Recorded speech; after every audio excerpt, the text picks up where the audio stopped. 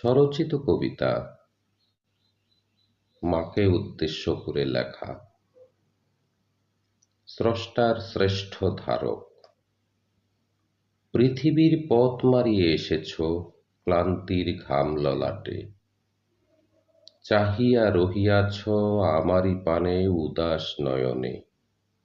কিছুই বলিলে না, শুধুই ফাঁকি দিলে নিঃশব্দে, চলিয়া গেলে ওই দূরান্তে বিনা বার্তায়।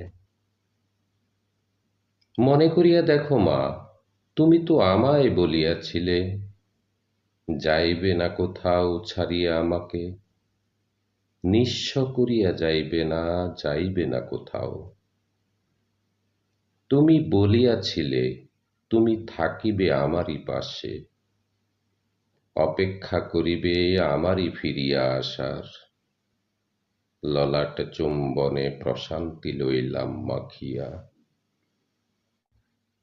হাত ধরিয়া বসিয়া রহিলাম নয়ন পানে চাহিয়া। বুঝিতে চেষ্টা করিলাম তোমার শান্ত শুভ্র মন,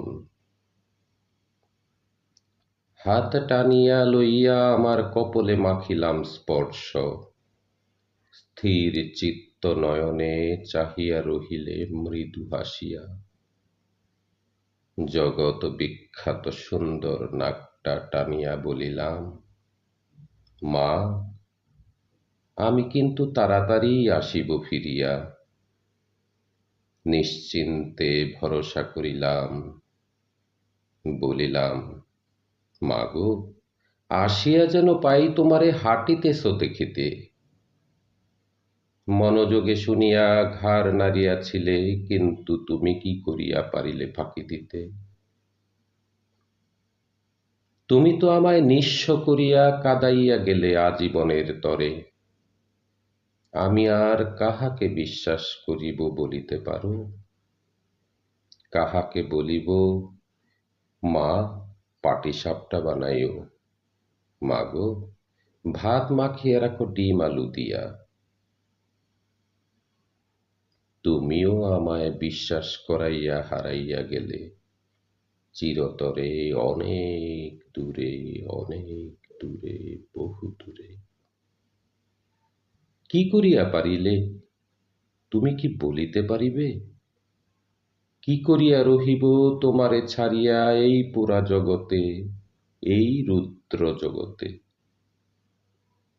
তোমারই হাত ধরিয়া আসিয়াছিলাম একদিন, দেখিয়াছিলাম অনেক সৌন্দর্য বিস্তৃত সবুজের সমারোহ।